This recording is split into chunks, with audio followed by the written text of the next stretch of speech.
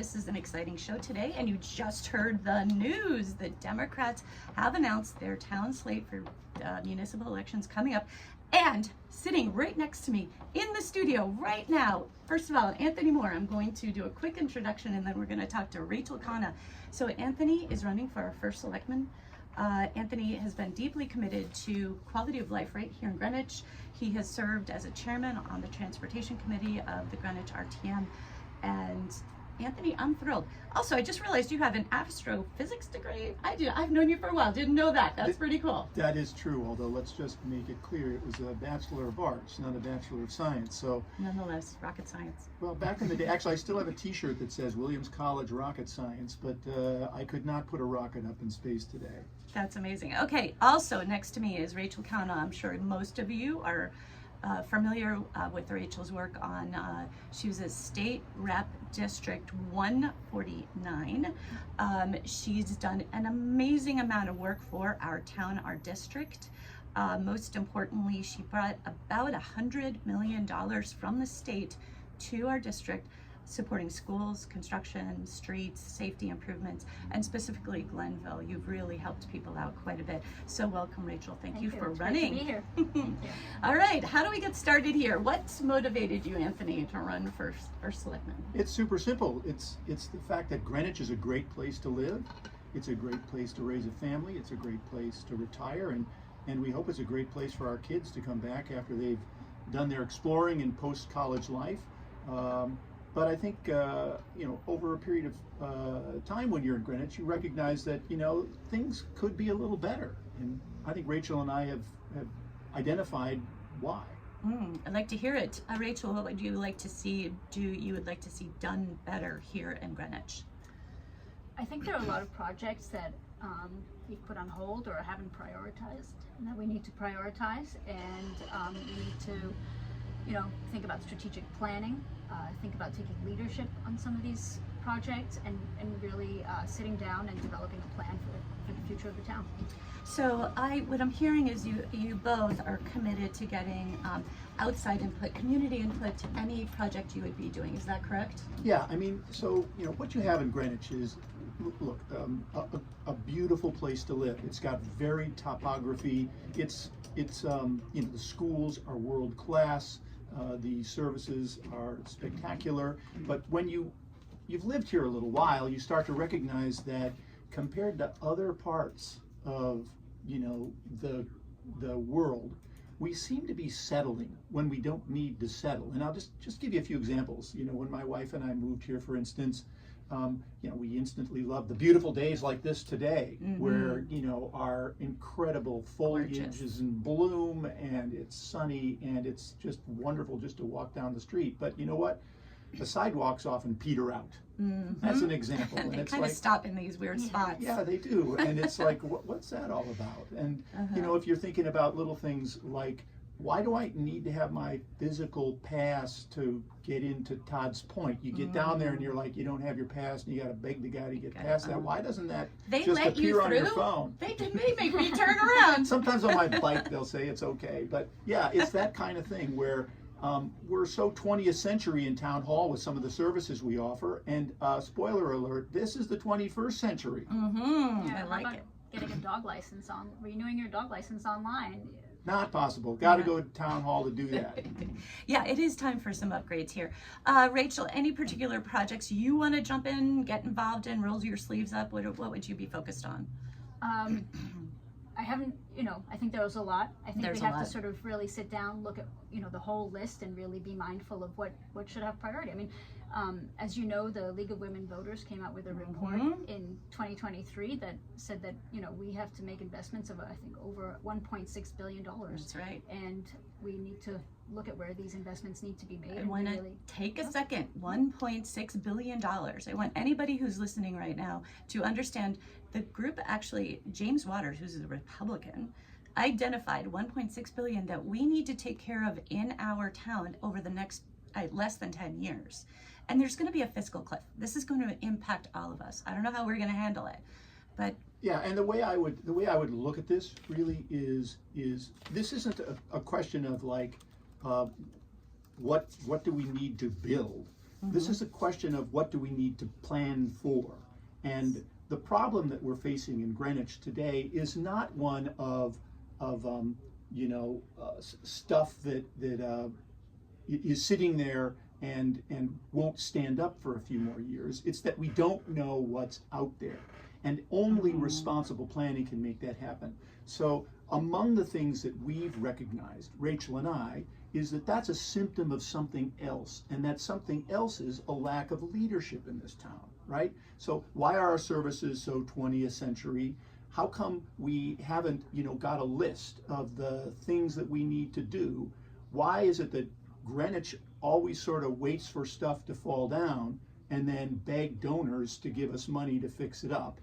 When if we were doing the maintenance over time in a considered way with a plan and a strategy, we wouldn't have to do that. I mean, a simple example is your own car, right? You don't take your car in once every 2 years and discover that the oil is gone and your engine is seized up. Every quarter or every third of a year, you're going in and getting it checked out. It's a little money over time rather than a whole slug of stuff that you got to do right at once. And you would never say when the when the dealer does, like last week, he said, "Oh, to my car," he said, your tires are a little low.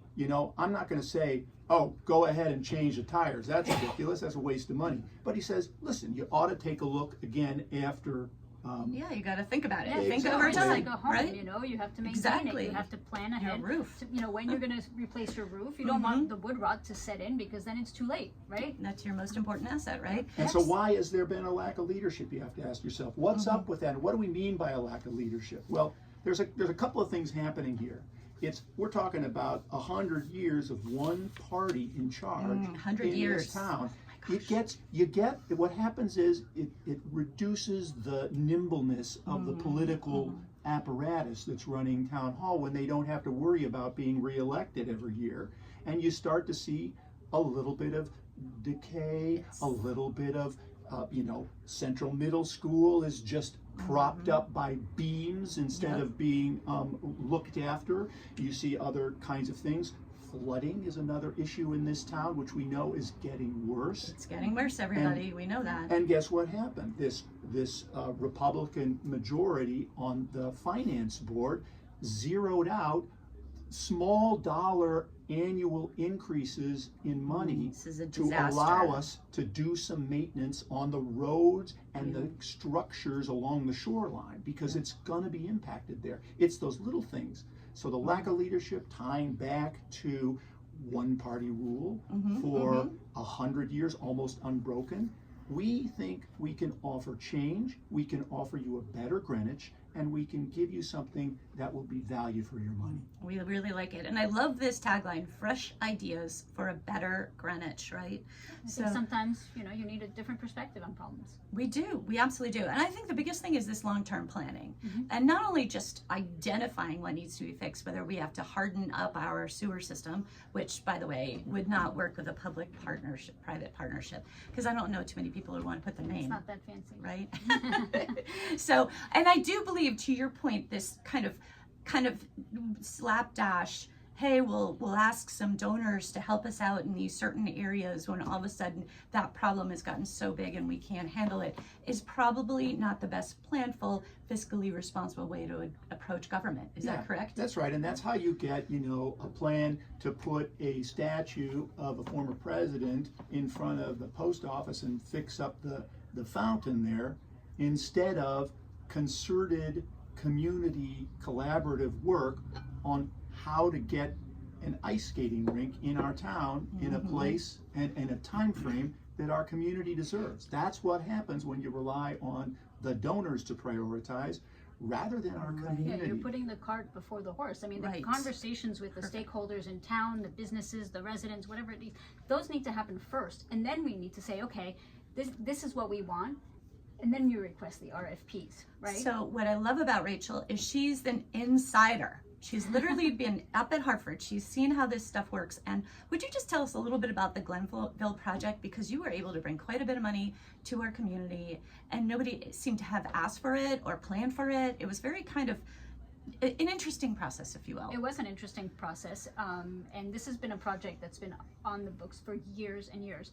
And as a matter of fact, 2 years ago, when the first selectman was running for re-election, he had a community meeting in Glenville and promised that it would be done in spring. Well, spring came and went, and nothing was there. And I spoke with my colleagues in the legislature, and I said, how can we make this happen?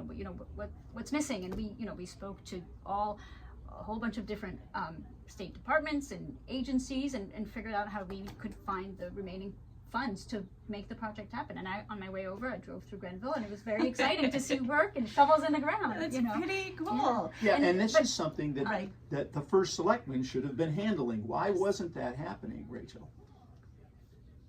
Good question, Anthony. Which is why the two of you are running, and I'm so thrilled. But yes, so the cart before the horse, or the idea that we have a plan. These are the things we need to prioritize. Who is going to go to Hartford and say, this is what we need? And you actually have coordinated with your state reps and your state senator. Exactly. And the idea around all of this, of course, is that we need to do the things that make sense to help our town operate in a good way. And we need to plan for those things that we're going to be needing to do in the future.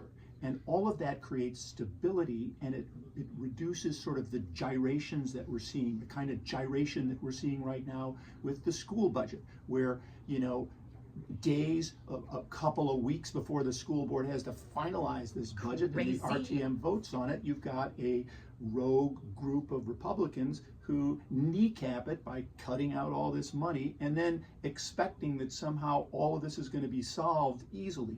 Had we been working over the course of the budget season together, collaboratively, the BET, that's the finance board, the Board of Education, and the First Selectman's Office and the Select Board, using the power of the bully pulpit to get our community aligned on what we want to do, we could have created a budget that made sense for the needs in our community, at the same time reducing the stress that comes with last minute, really unplanned activities. So no more kneecapping. And I just want to add, I think it's important that we leverage the expertise around us, both in our, within our town, of the heads of agencies and departments of the town.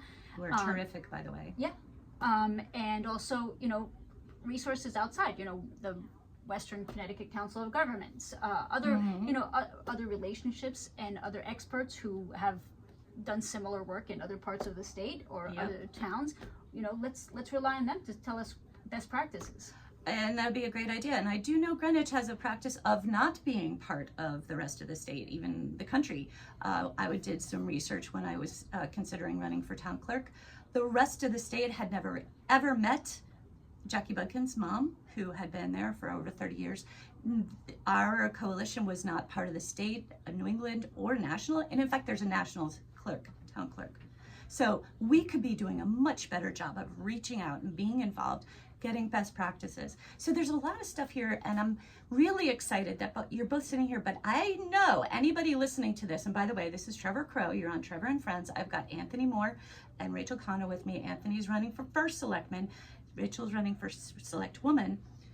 Are you guys going to raise taxes? Because that's what most people think. Are Democrats going to raise the taxes? That's my biggest concern. Well, so here's the deal. The Board of Estimate and Taxation makes decisions on tax raises, right? They're the ones who do that, and the representative town meeting either approves those tax raises or cuts them. They have those authorities.